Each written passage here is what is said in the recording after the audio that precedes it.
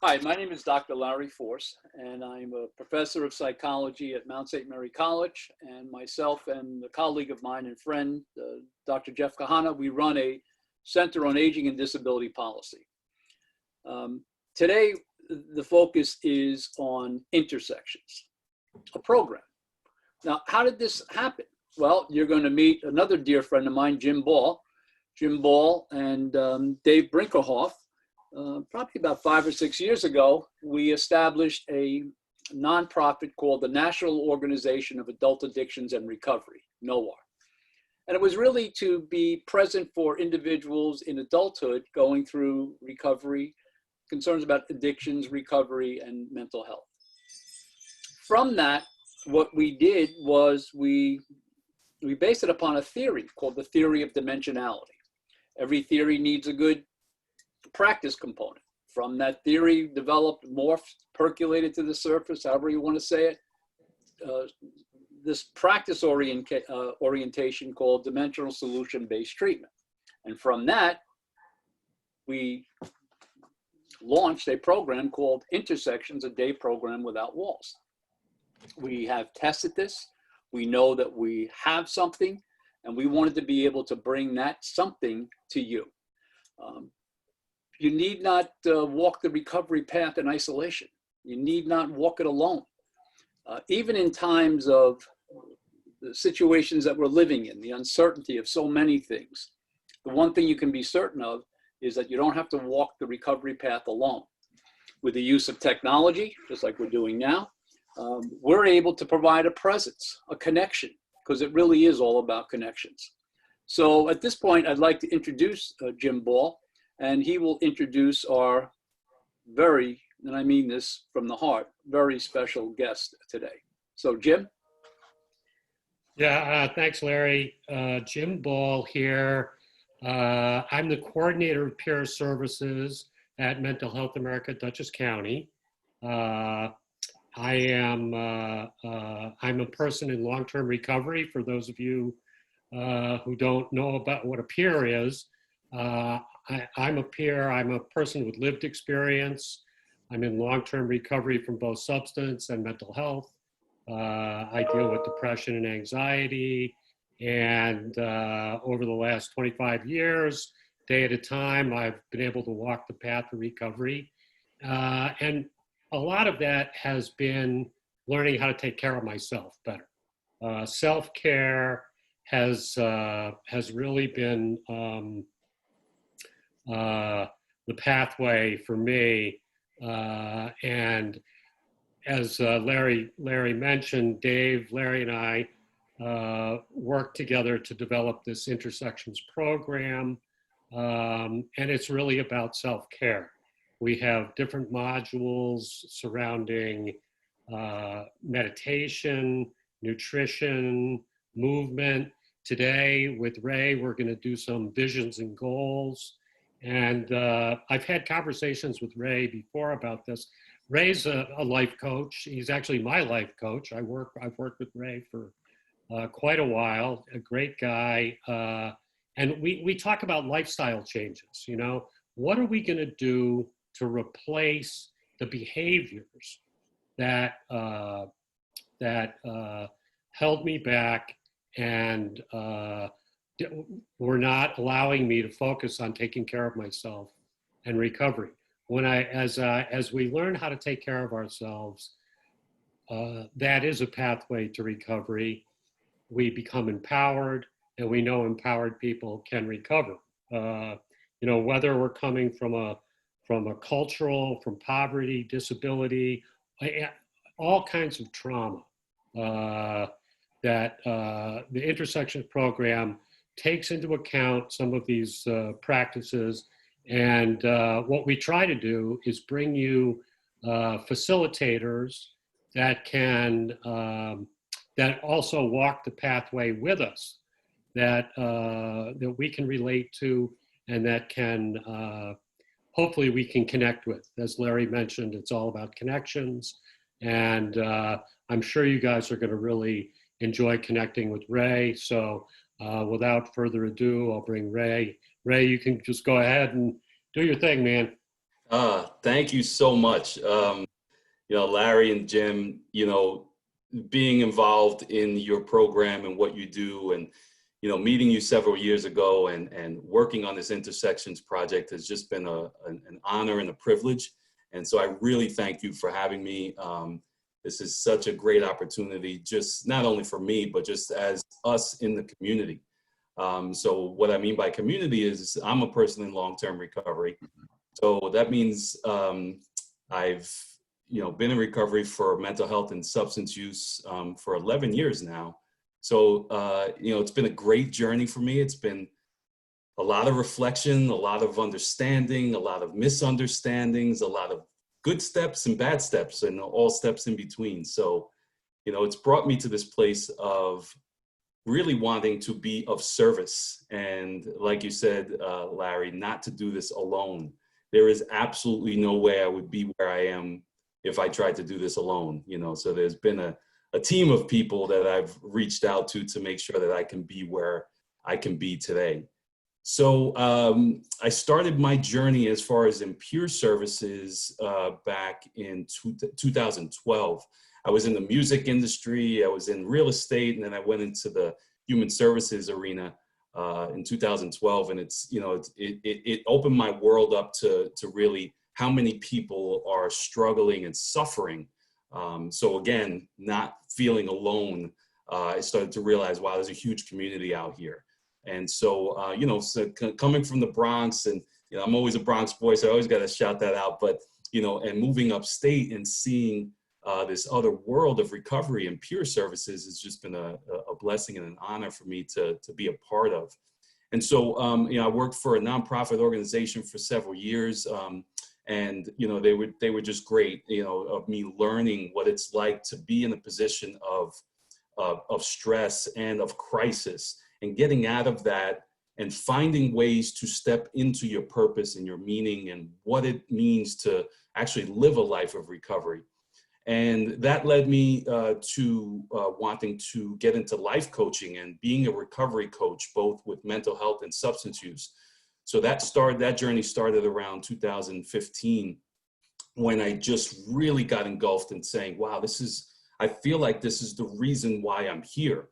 And so what that brought about was, one day I kind of had an epiphany about 2:00 in the morning and said, wow, I have these thoughts and these emotions going on, and I have to write this down. So I started writing down what became my company, which is My Formula. And what that incorporates is physical, mental, spiritual, and emotional health and wellness. And a lot of times we focus on the physical side, and we focus on the mental side and emotional side, but sometimes we don't focus on that spiritual side as well. So there's these 4 components. My Formula is about learning how to enhance each one of these components of health.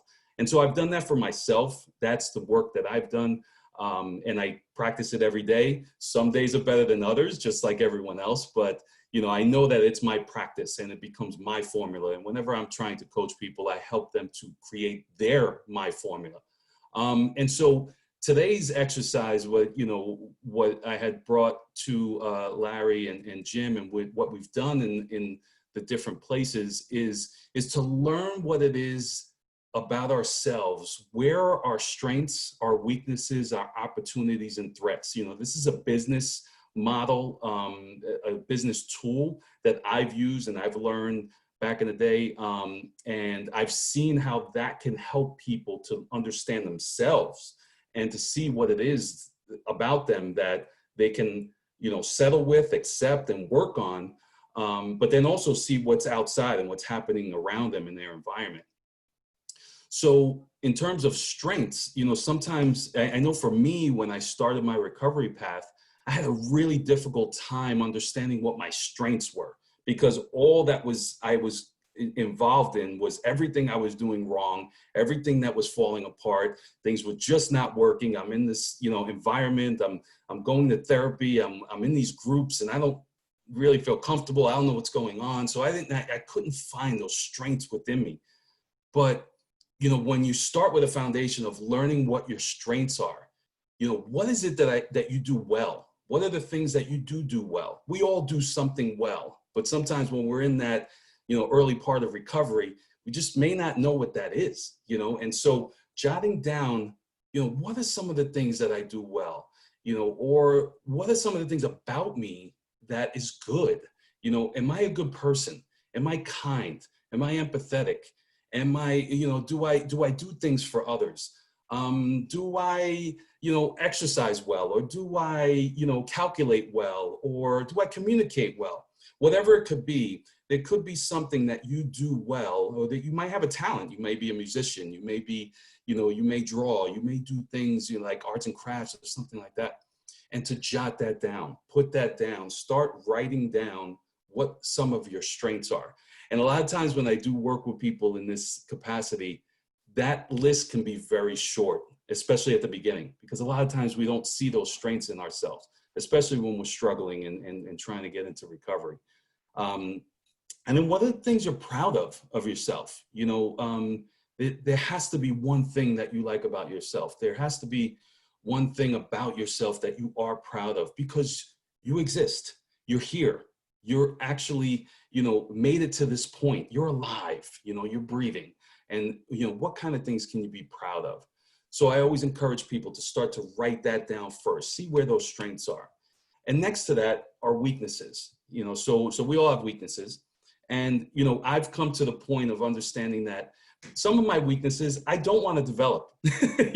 There's some things that I just accept that, just recently, during the pandemic, I wanted to really learn how to do something different. So I decided to try to do body work on my car, my very old 2007 car, and went through all the YouTube channels, went through all this stuff to try.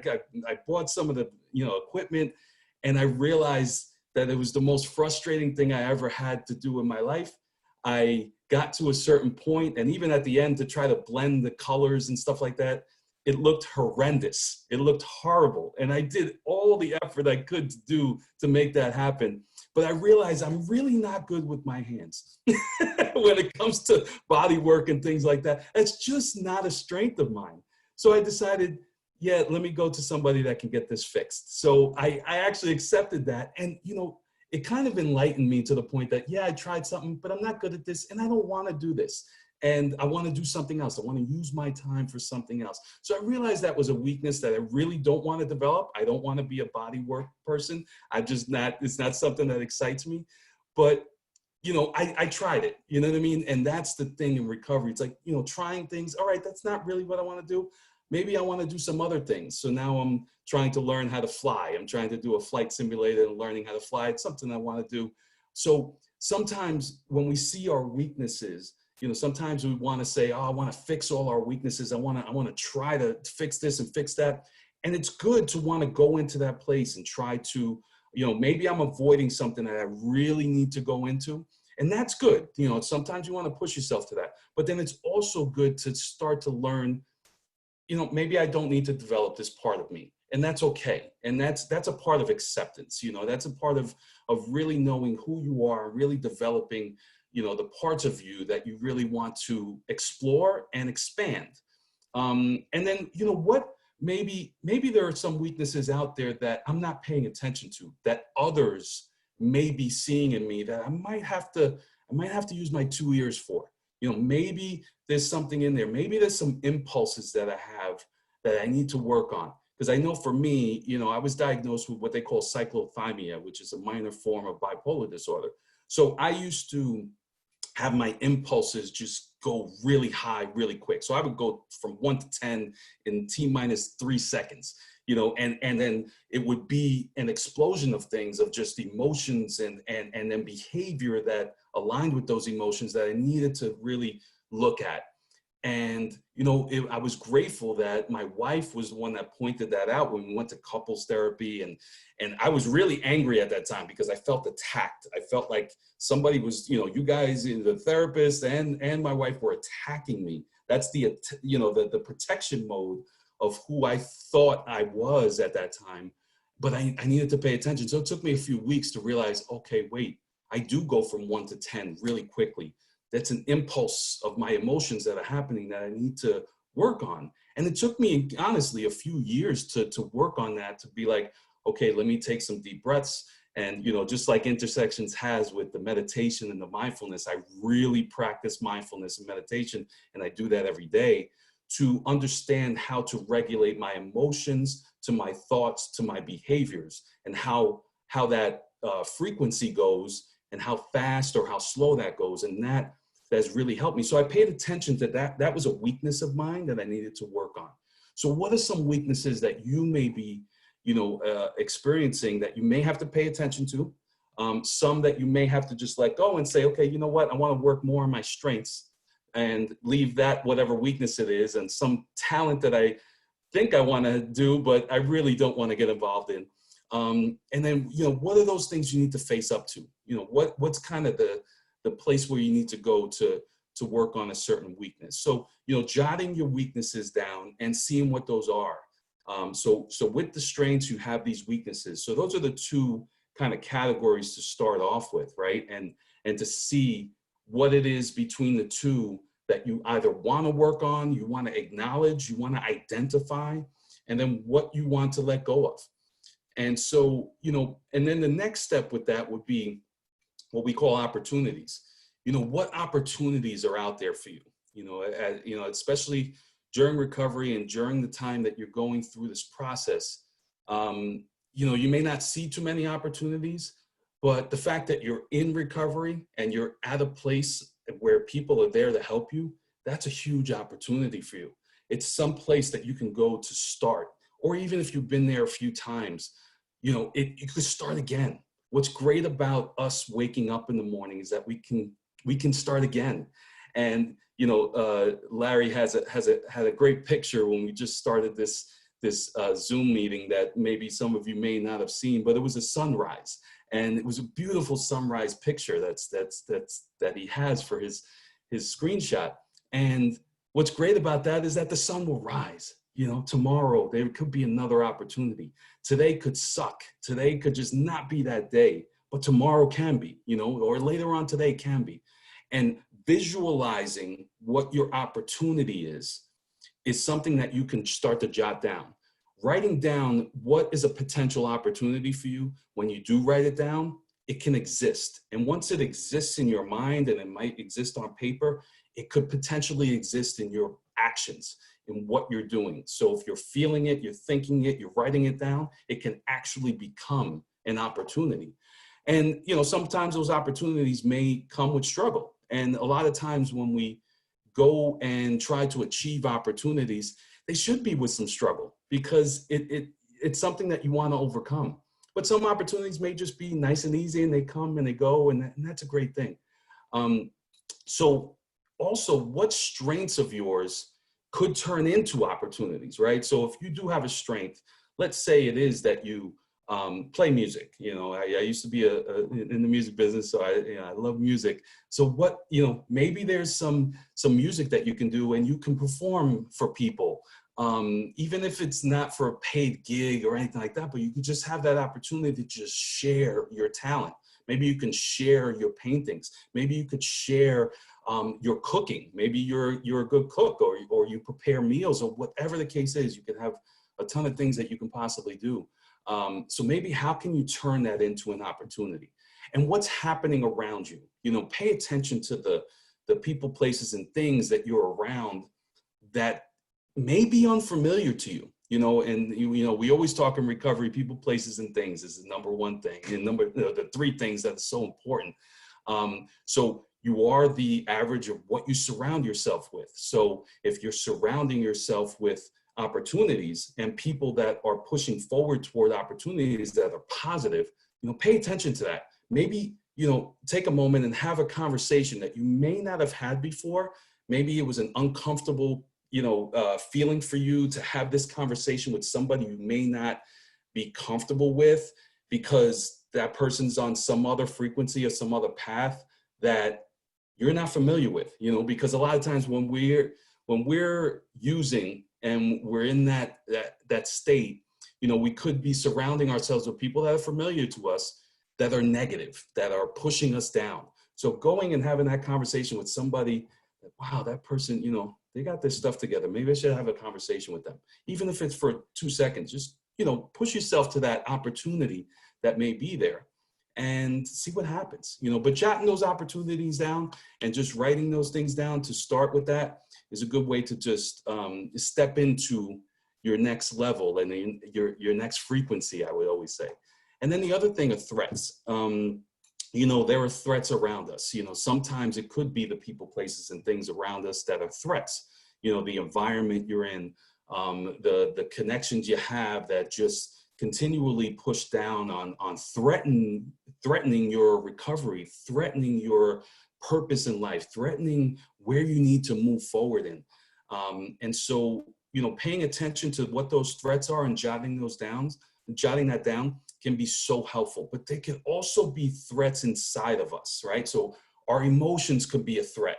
You know, our emotions are very good for us, and we want to pay attention to our emotions all the time.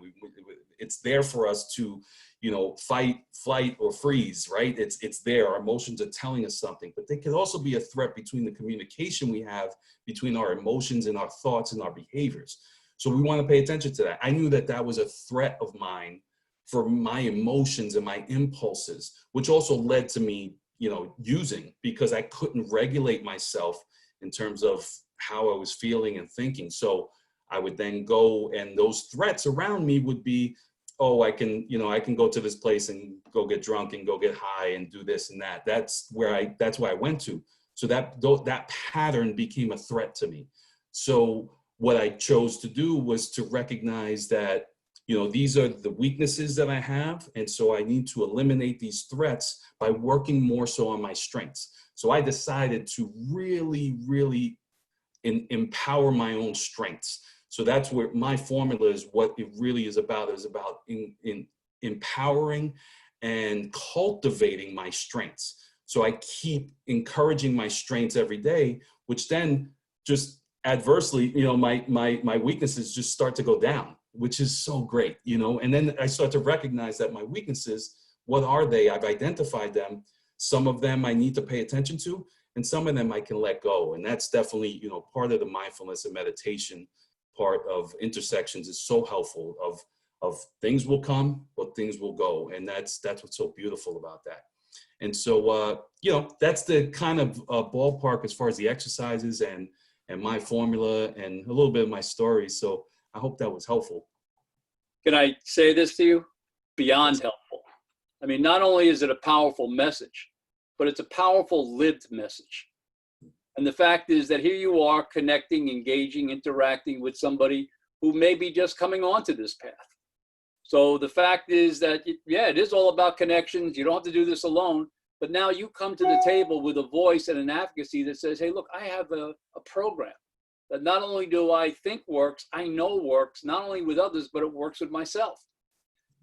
What would you recommend? Here's somebody that's just coming into this new universe, thinking about all the things they're going to give up or have to give up because they're in recovery, only to find out when you pull the curtain back, you have no idea what you're going to be able to gain. Yeah. What would you recommend as maybe the first step, or maybe some initial thoughts that you would encourage people to practice, to hold on to believe in? Sure. Yeah, the believing part is something that's pretty intense.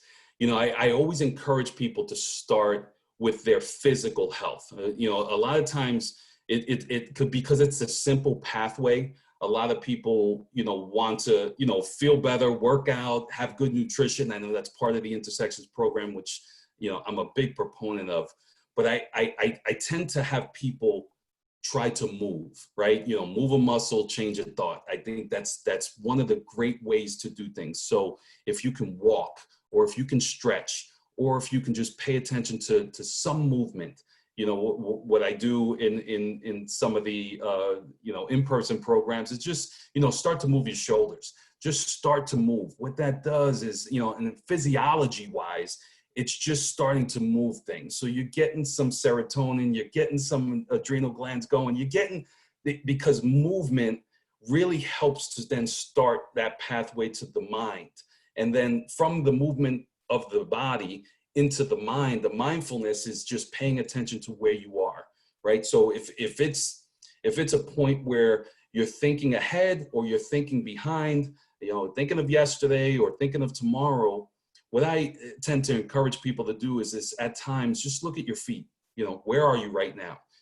I'm in the best part of my life. This is the greatest moment of my life. Talking to you, Larry, talking to you, Jim, sending this to people that are there. Why? Because it's the only thing that's happening right now. And the more I have the mindfulness and the more I have the ability to feel and think that I'm right here, the better opportunity that I have to enjoy life and have this meaning. What happened earlier this morning is over. What's happening later on is, I don't have any control of. So being in a state of movement to get to my mind to be at peace is something that I tend to encourage people to start with. So when I talk about physical health, I talk about strength in the body. It's about the foundation of building strength in the body. Moving into the mind is having peace in the mind. Those are my components to it to get to there. And then when you talked about believing, that's that freedom in the spirit. So that's that spiritual health of having the belief that this is possible, that I can move and I can be in peace, and then I can be free in my spirit. My spirit can be calling me to do something. So that's why, like, kind of the strength part of understanding what might be your talents and might be the things that you're really good in can really start to spark that spirit in you, that you can believe that this is possible. And then that moves into the emotional health, which I always call love in the heart. So love in the heart is that connection, is making sure that when you're building your body, you're building your mind, you're building your spirit, now you can build your heart, because you're whole and you have that self-care within you, now you can connect with somebody and now help them, because that's what it's about. It's about working on yourself, but then helping others. And that's what, I believe is a huge part of my life, is that I'm able to connect with other people and go along with people on this path. So it's those small little things of moving the body, taking some time for your mind to be at peace, some mindfulness, some meditation. Maybe there's reading something. Maybe it's just being a quiet place of just stopping for a minute or two, looking at your feet. Okay, I'm right here. I'm right now. Everything's okay. Let me just be here. And then starting to move into that belief of creativity, playing having fun, being that creative self, that little boy or girl that you've always been, but you've had to preserve for a long time, and then connecting with other people. Those are like kind of the 4 components of my formula that I always encourage people to do, and do them in small chunks. That's what I always say. I'm not trying to go up Mount Everest in one take. You got to take these little steps, and sometimes you may drop down a little bit, but that's okay. You can go back to, what am I doing physically? What am I doing mentally? What am I doing spiritually? What am I doing emotionally? Are those things in my day or week? And if they're not, sometimes that's how you can tell. I always look at, like, my formula, like 4 tires too in driving. It's like, one of these tires is a little flat. I think I got to pump some air in it, and I got to do something for my spirit. Oh, I haven't been doing that this week, or I have to do something for my mind. I haven't been peaceful this week, I haven't moved. I haven't done any exercise. That back passenger tire is a little down. So those things, or I haven't connected with people. I'm contracted with the Department of Mental Health, and I'm also contracted with a online company, tech company that a lot of times we're seeing, especially now during the pandemic, that connection, even though we have technology and it's great, but sometimes, just connecting with people, of just seeing somebody, even if it has to be socially distant, it's just having that connection is such an important thing. And that love in the heart is an actual thing to cultivate. It's emotional health is extremely important. So those are the kind of some of the small steps to start. And I know that might be a lot, but, just those are some of the components to really work on. But I think, you said it at the very beginning. It's about capturing and appreciating where you are at the present time. A number of years ago, I attended this training on the use of mindfulness as a therapeutic intervention. I'll never forget what the guy said. He said, people that you work with that only focus on the past, it's all about depression. People that you work with that only focus on the future, it's all about anxiety. Yep. If you can help yourself and others just stay in the moment where you are, that's where it really begins the work, the good work. So your message was right on target. Jim, as we summarize this? Appreciate it. Yeah, thanks. Great, Ray. Just so on target. Talk about lifestyle changes. Focus on the strengths. Not just have that. Start that shift. Happening as we take care of ourselves. And all of the modules we're trying to bring you through Intersections. It's really just about staying on your recovery plan. Try to stay out of services, this in and out, back and forth. Let's stay on the recovery path. It's much easier to stay here than it is to come back and start over. So, what this leads to is that connection, some success in the community, success within our families. And I think those are some goals that we all share, that's where we want to live. So bringing that SWOT analysis, we have some of your information in the workbook that accompanies these videos. So I'm hoping that people were able to kind of follow along and write in some of their strengths, opportunities, and really starting over my day over with that sunrise, starting my day over. I can start it over now by eating something healthy, by going for a walk, by working on my goals. I can stay in that positive place of recovery. So yeah, really, really great to have you here today. Why don't, Ray, maybe you could just sort of give your own contact information. I can be reached at Mental Health America, just at the main number. You can ask for me over there, Jim Ball, Coordinator Peer Services. But why don't you give out your information, Ray, in case somebody wants to contact you directly? Sure, I appreciate it. And a couple of things that came to mind is that I'm a baseball lover, and Nolan Ryan. I know I'm aging myself, but Nolan Ryan back in the day, he said one thing that always stuck with me. He's like, the best way to stay in shape is to never get out of shape. And so the kind of what you said before about that, it's really apropos. Stay in recovery, stay in that process. You can contact me through, my phone number is 845-288-0073. And you can text me or call me, and we can set up an appointment, or just start to chat on things. My website is myformula.com. That's MyFourMula.com. That's the number 4, My Formula.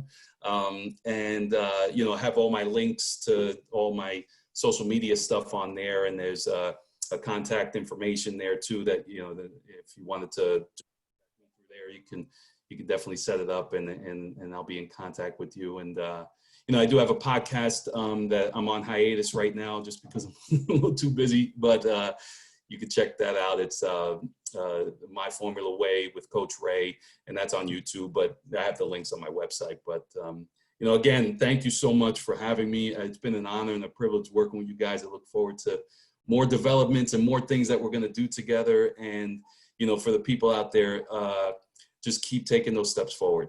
Some of those steps may go back a little bit, but keep moving forward, and recovery is possible. Well, thank you, Coach Ray, for joining us today in the Intersections, a day program without walls approach. All right. And you really, in the Nolan Ryan thing, you really hit it out of the park. You did great. So thank you so much. All right. We'll see you next time. Thank you. All right.